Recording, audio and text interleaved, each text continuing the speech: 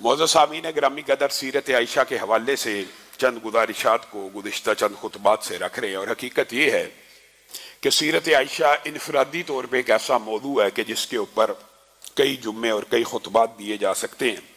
सीरत नबी में सीरत आयशा का जो तज़किरा आया, इस हवाले से चंद गुजारिशात को मुख्तसरन आपके सामने रख रहे हैं। वो वाक़यात जो अम्मी आयशा के साथ ख़ास हैं, गुज़िश्ता खुतबे में भी अहले बैत के साथ उनकी मोहब्बत का जिक्र किया, लेकिन ये भी सिर्फ सरसरी और एक किस्म की आपको तायराना निगाह उनकी सीरत के ऊपर डलवाई जा रही है। अगर कोई खुद मुतालिया करना चाहे और इंशाअल्लाह कभी मौका मिला तो अज़वाज मुतहरात की सीरत के हवाले से मुफस्सल गुफ्तगू भी रखेंगे। ये खामखा मुआशरे में बातें मशहूर हैं कि अम्मी आयशा का अहले बैत के साथ कोई मामला था, कोई झगड़ा था, कोई ऐसी वैसी बात थी।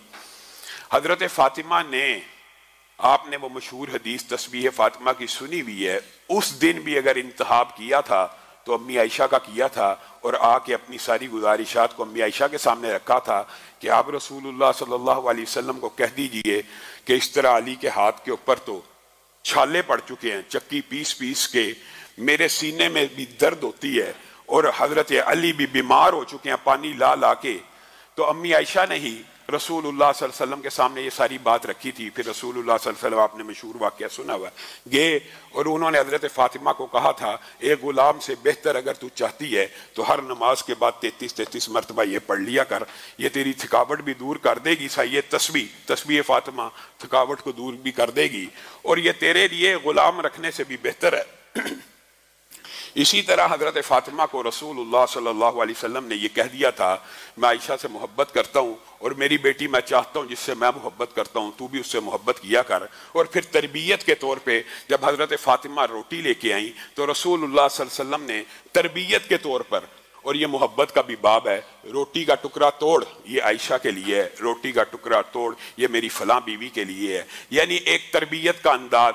और अम्मी आयशा ने भी हजरत फातिमा के फ़ज़ाइल बयान करने में किसी भी किस्म की हिचकिचाहट का या मदाहनत का मुजाहरा नहीं किया। गुज़िश्ता खुतबे में आपके सामने ये बात रखी थी कि अम्मी हदीजा की फ़ज़ाइल की 90% से ज़्यादा हदीस अम्मी आयशा से मरवी हैं। इसी तरह हजरत फातिमा की सीरत की भी अक्सर हदीसें अम्मी आयशा से मरवी हैं। और अम्मी आयशा ने यह हदीस बयान की है कि मैंने फातिमा जैसी बावकार औरत कभी नहीं देखी। आप चलने में, अंदाज में, अतवार में बिल्कुल अपने बाप मोहम्मद सल्लल्लाहु अलैहि वसल्लम जैसी थी।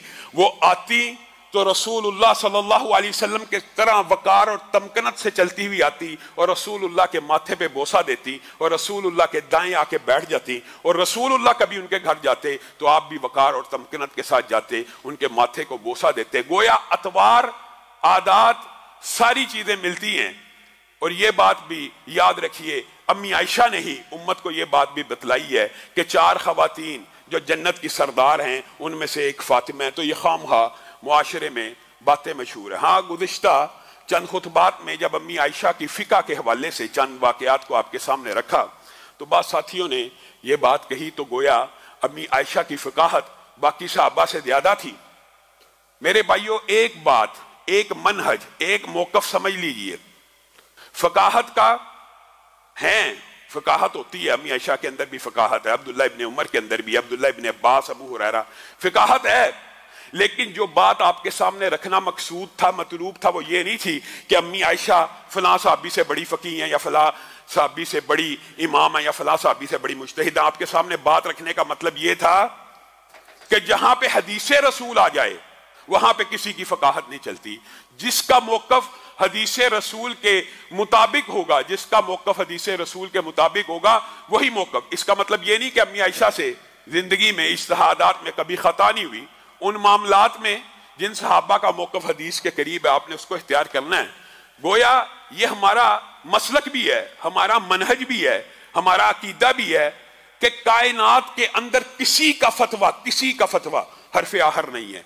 हर्फ आहर कायनात में अगर किसी का फतवा है तो वो मुहम्मदुर रसूलुल्लाह सल्लल्लाहु अलैहि वसल्लम है। दुनिया में बाकी मोहम्मद सल्लल्लाहु अलैहि वसल्लम के अलावा जितने भी लोग हैं उनके बारे में ये कहा जाएगा इनका फतवा शरीयत के मुताबिक है, और वाहिद मुहम्मदुर रसूलुल्लाह हैं जिनके बारे में कहा जाएगा सल्लल्लाहु अलैहि वसल्लम इनका फतवा शरीयत है। बाकी सबका फतवा शरीयत के मुताबिक है या शरीयत के मुताबिक नहीं है। और ये बात आई है तो ये बात भी समझ लीजिए, ये बात नहीं है कि सहाबा से फिर लोग इस बात के ऊपर इतराज करते हैं जी आप सहाबा की खता, हाँ खता का हो जाना, गलती का हो जाना, गलती से भी पाक अगर किसी ने कोई कायनात में हस्ती है या जिसके ऊपर अल्लाह का चेक एंड बैलेंस मजबूत है, मासूम अनिल खता अगर कोई है तो वो भी मोहम्मद रसूलुल्लाह सल्लल्लाहु अलैहि वसल्लम है। गलती हो सकती है, गलती का इम्कान है, और ये वाकयात में आपके सामने मुतअद्दिद आपके सामने इसलिए रखता हूं कि गलती और खता, हजरत उमर जिनके बारे में रसूलुल्लाह सल्लल्लाहु अलैहि वसल्लम ने फरमाया था कि पुरानी उम्मतों में मुहद्दिस हुआ करते थे। मुहद्दिस वो होता है जो वक्त का नबी और पैगंबर नहीं होता, लेकिन जो वो बोलता है, जो वो राय रखता है, जो वो इज्तिहाद करता है, अल्लाह आसमान से उसकी राय के मुताबिक आयतों को नादिल फरमा देता है। पुरानी उम्मतों में भी हुआ करते थे। और अगर मेरी उम्मत में कोई मुहद्दिस है, ये मुहद्दिस नहीं, ये मुहद्दिस का प्रोनाउंसिएशन है, अगर कोई है तो उमर है। आपके सामने सीरत उमर में ये बात रखी थी। हजरत उमर जमीन पे चलते हुए रसूलुल्लाह को मशवरे दिया करते थे कि घर के अंदर आने जाने के कुछ आदाब होने चाहिए, हर बंदा आपके घर मुंह उठा के आ जाता है, कुछ तो तरीका होना चाहिए। तो अल्लाह ताला ने हजरत उमर की इन बातों को आसमान से आयतें बना के नाजिल कर दिया। कुल्ली अज़वाजिका व बनातिका व निसाइल मोमिनीन युदनीना अलैहिन्ना मिन जलाबिबिहिन। उमर का इज्तिहाद, उमर की राय तेरे रब को मोहम्मद सल्लल्लाहु अलैहि वसल्लम पसंद आई है। आज के बाद कोई भी औरत आए हिजाब और जिलबाब में आए, ये तौर तरीके सूरत हज़ाब की भी आयात आप सब ने देखी होंगी। एक मकाम पे हजरत उमर ने कहा कि मैंने खाना काबा के अंदर अल्लाह के रसूल एक मकाम ऐसे देखा है कि जहां नमाज पढ़ी जाए तो खाना काबा भी सामने आ जाता है, बैतुल मक़दस भी सामने आ जाता है। अल्लाह ताला को हजरत उमर की ये राय इतनी पसंद आई कि मकाम इब्राहिम को मुसल्ला बना दिया कुरान पाक में। गोया ये उमर जिनका मकाम मर्तबा ये है कि रसूलुल्लाह इनको मुहद्दिस भी कहते हैं, रसूलुल्लाह इनके इल्म की ख्वाब भी देखते हैं, कमीज की बात भी करते हैं, इनको भी गलती लग सकती है। और अगर इनको गलती लग सकती है तो कायनात में फिर किसी फकी, किसी अल्लामा, किसी मुफ्ती, किसी इमाम का फतवा हरफ आर कैसे हो सकता है? ये हमारा अकीदा है, ये हमारा मनहज है। इसलिए हजरत आयशा के फिका के अबवाब भी आपके सामने रखे थे। और बात आई है ज़िमनी तौर पे तो समझ लीजिए, मामूली वाकयात हैं, जहन में रह जाते हैं। एक मर्तबा रसूलुल्लाह सल्लल्लाहु अलैहि वसल्लम के पास रेशमी 2 जुब्बे आए। एक आपने हजरत उमर को भेज दिया और एक आपने हजरत उसामा बिन जैद को भेज दिया। अब हजरत उमर को रेशमी जुब्बा मिला, आप परेशान हो गए, आप बहुत ज्यादा परेशान हो गए और कहने लगे ये रेशम तो नबी की उम्मत के मर्दों पे हराम है, तो रसूलुल्लाह ने मुझे क्यों भेजी है? मेरे से क्या ऐसी संगीन गलती हो गई है? मेरे से कौन सी ऐसी खता हो गई है? रसूलुल्लाह वो चीज मुझे भेज रहे हैं जो उम्मत के मर्दों पे हराम है। आप परेशानी के आलम में जुब्बा हाथ में उठाए लेके जा रहे हैं। और उसामा बिन जैद, उनको जुब्बा मिला, वो खुशी खुशी जुब्बे को पहन के आ रहे हैं कि रसूलुल्लाह सल्लल्लाहु अलैहि वसल्लम ने उम्मत के मर्दों पे तो हराम किया था, शायद मेरे लिए कोई इजाजत मिल गई है, मुझे कोई रुखसत मिल गई है, या उम्मत के मर्दों पे आसानी हो गई है। रसूलुल्लाह ने जुब्बा भेजा है, मैं पहन के अपने नबी को दिखाऊंगा। 2 सहाबा हैं, दोनों का फहम और फिक्र मुख्तलिफ है। एक ही हुक्म है ना, एक ही तोहफे के बारे में 2 मुख्तलिफ आ रहा है।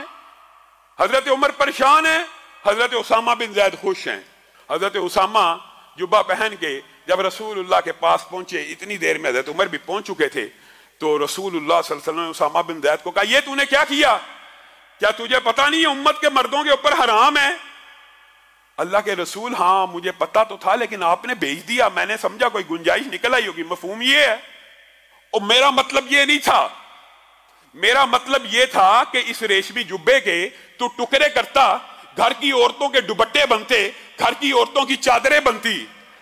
अब हजरत उमर परेशान है और ये खुश हैं, लेकिन हजरत उमर ने जब ये जवाब रसूलुल्लाह का सुना, ये इसलिए भेजा गया कि औरतों के लिए ये मर्दों के ऊपर हराम ही है, सोना और रेशम मर्दों के ऊपर हराम ही है, लेकिन ये इसलिए भेजा था कि घर की औरतों, उनके ऊपर तो हराम नहीं है, उनके कपड़े बन जाएं, उनके चादरें बन जाएं, वो इस्तेमाल करें।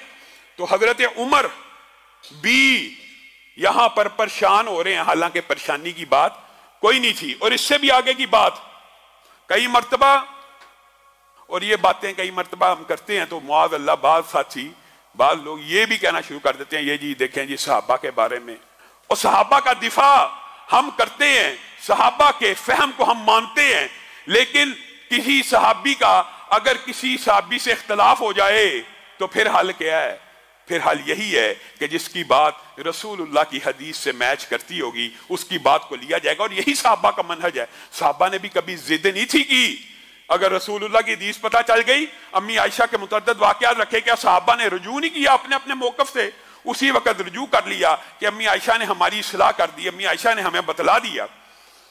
इसी तरह आप हैरान रह जाएंगे, हजरत उमर की सीरत के आपने मुतअद्दिद वाक़यात इस वाले से सुने हैं, लेकिन इस वाक़े के अंदर हजरत उमर अपने दफ्तर में बैठे हैं और आपके साथ कौन बैठा है? एक सहाबी ने, एक ताबई काब बिन सऊर, वो बैठे हैं। ये सहाबी रसूल हैं, ये मुहद्दिस हैं, इनके इल्म की, इनके फजल की हदीसें मौजूद हैं, साथ एक ताबई बैठे हैं। एक औरत आई और आके कहने लगी, या अमीर अल मुमिनीन मा रअयतु रजुलन कत्तु अफज़ल मिन ज़ौजी। ए अमीरुल मोमिनीन, मैंने अपने खामन से ज्यादा अफजल इंसान धरती की पुष्ट के ऊपर कोई नहीं देखा। इन्नहु लयबीतु लैलहु काइमन व यज़िल्लु नहारहु साइमन। ये सारी सारी रात क़याम करता है और सारे सारे रोजे रखता है। अब हजरत उमर, उनके दफ्तर में अमूमन औरतें आती थी क्या लेके? शिकायत अपने हामदों की। हजरत उमर उनको डांट के इस्लाह करके मामला, यहाँ पे आज हजरत उमर ने देखा एक औरत आई है और अपने हामद की इस तरह के तारीफ कर रही है, तो कहने लगे फस्तगफर लहा वासना अलैहा। हजरत उमर अचानक उसके लिए मगफिरत की दुआ करने लगे और उसकी तारीफें करने लगे। तू कमाल औरत है, तू बड़ी बेहतरीन औरत है जिसने अपने हामद की आके यहाँ पे सिफतें बयान की हैं। मफहूम ये है कि यहाँ पे तो लोग आके अपने हामदों की शिकायत लगाते हैं, तू आई है, तू अपने हामद की तारीफें कर रही है। हजरत उमर भी उसकी तारीफों में लग गए और उसके लिए मगफिरत की दुआएं करने लगे। औरत चुप करके बैठ गई, हजरत उमर की दुआएं सुन सुन के कुछ देर बाद चली गई। काब बिन सऊर अब बोले, ताबई हैं, साहबी भी नहीं है, लेकिन ये बात तो कोई भी इंसान जरूरी नहीं कि हर बात ही समझ जाए और जरूरी नहीं हर बात ही उसकी साहिब हो। काब बिन सऊर कहने लगे, ए अमीरुल मोमिनीन, एक गुजारिश करना चाहता हूं जी, ये औरत अपने हामद की इतनी शदीद शिकायत लेके आई थी कि जब से मैं आपके दफ्तर में बैठ रहा हूं इतनी शदीद शिकायत किसी ने नहीं की। हजरत उमर ठटक गए, ये क्या बात कहता है, क्या वाकई ऐसी बात है? क्या अमीरुल मोमिनीन, वो औरत नौजवान है और वो औरत शबाब के आलम में है, वो आपके सामने अपने हामद की शिकायत लेके आई है। हजरत उमर कहने लगे, मुझे तो ऐसा नहीं लगता, उस औरत को बुलाया जाए। औरत को बुलाया गया। औरत ने वही बात की जो काब बिन सऊर ने की कि इन्नी शाबतुन, मैं एक नौजवान औरत हूं और अब तक ही, और मैं वही चाहती हूं कमा तब तक इन निसा, और जो बाकी औरतें चाहती हैं, ये सारा दिन नमाज पढ़ता है, सारा दिन रोजे रखता है, सारी रात क़याम करता है, मेरी तरफ कब मुतवज्जे होगा? हजरत उमर ने उसी वक्त अल्लाह से माफी मांगी और क्या कहा, इक़ज़ी बैनहुमा फ़इन्नका फ़हिम्ता मा लम अफ़हम। ये हमारा अक़ीदा और मनहज है।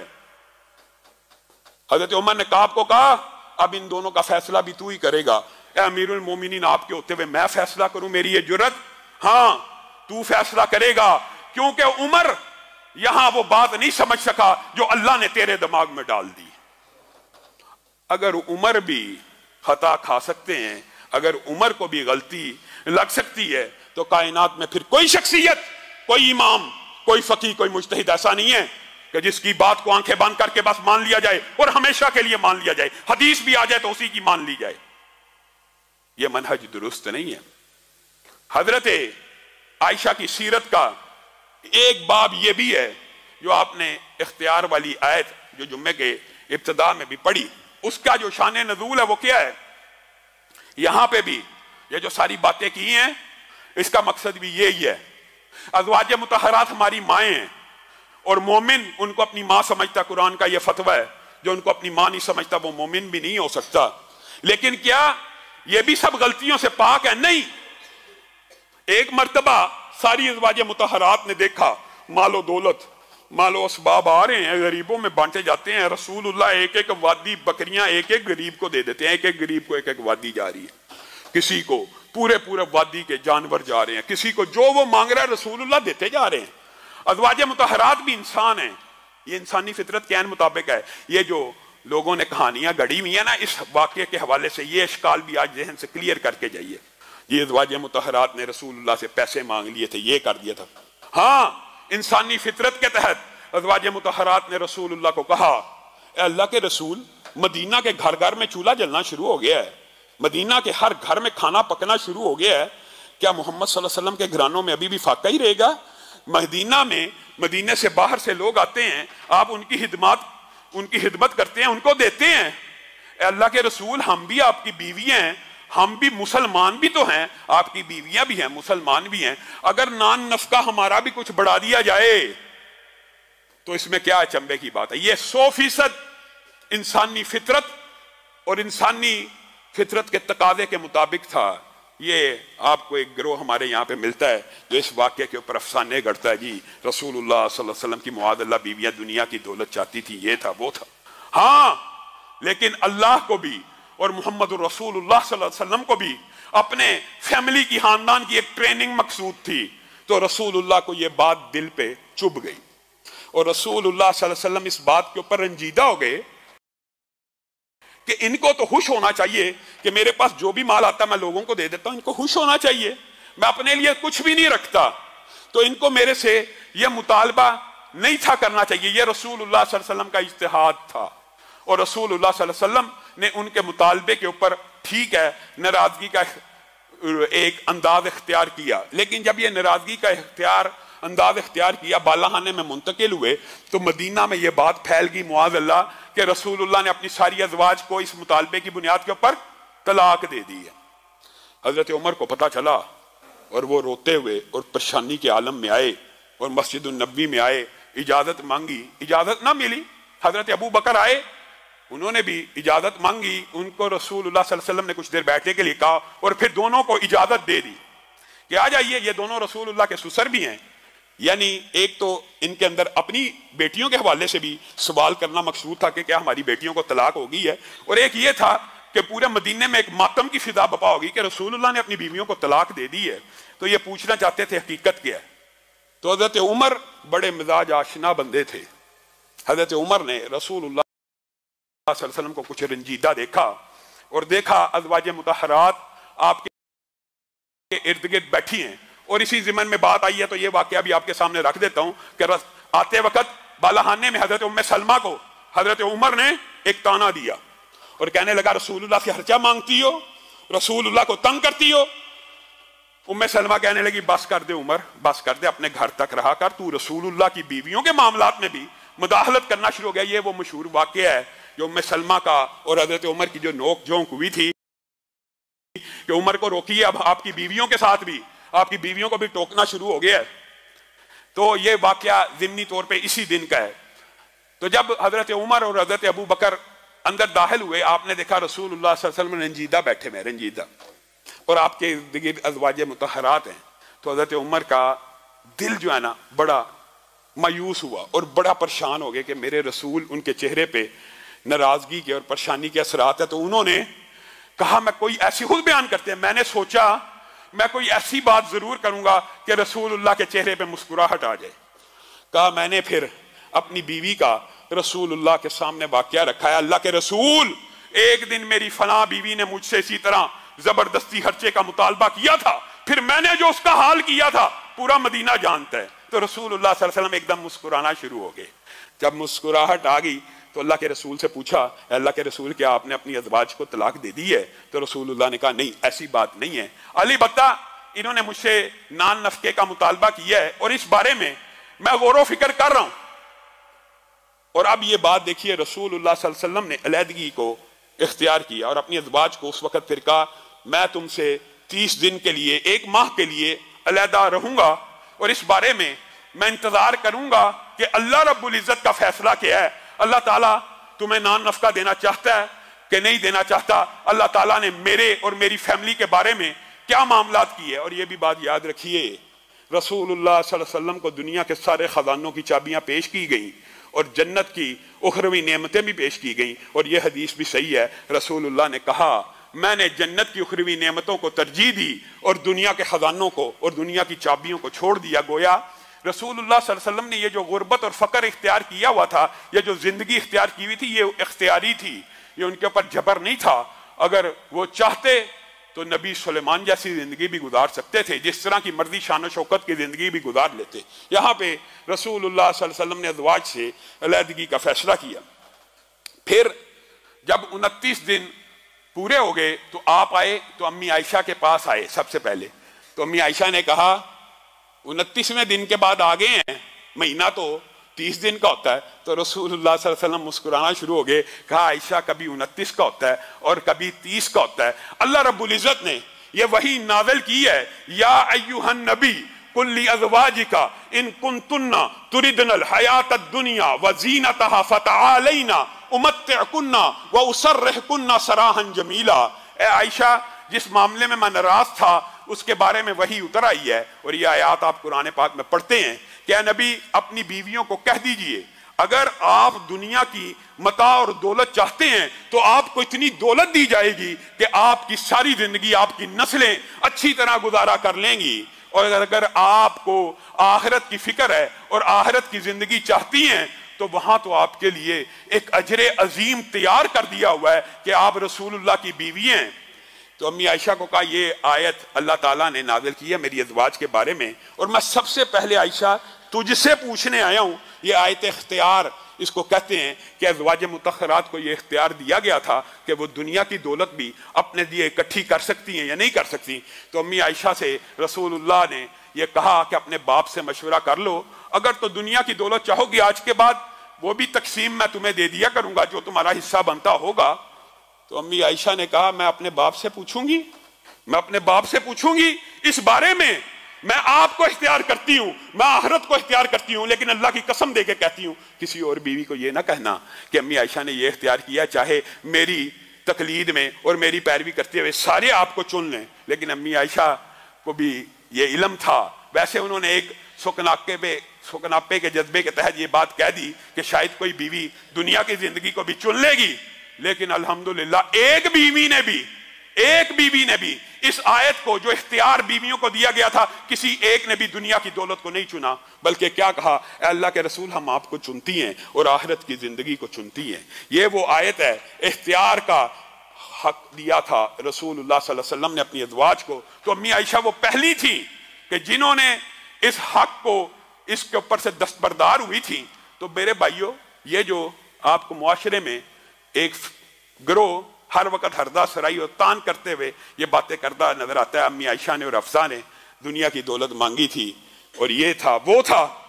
अम्मी आयशा वो पहली हैं जो इस हक से दस्तबरदार हुई थी और नान नफके का मुतालबा, बात आई है तो समझ लीजिए, ये इंसानी फितरत के ऐन मुताबिक है। जिस तरह सैयदा फातिमा इंसानी फितरत के तहत आई थी ना कि मुझे भी गुलाम दे दिया जाए, हर बंदे को मिल रहा तो मुझे मिलने में क्या एतराज है, सेम उसी तरह अज़वाज मुतहरात ने भी कह दिया मदीना के घर घर में चूल्हा जलता है, अगर हमारे घरों में भी जलना शुरू हो जाएगा तो कौन से चंबे की बात आएगी। लेकिन रसूल हाशमी को और अज़वाज मुतहरात को अल्लाह भी और रसूलुल्लाह भी एक ऐसी ट्रेनिंग से गुजारना चाहते थे। ये उम्मत के लिए नहीं है, ये रसूलुल्लाह के खास फजाइल हैं।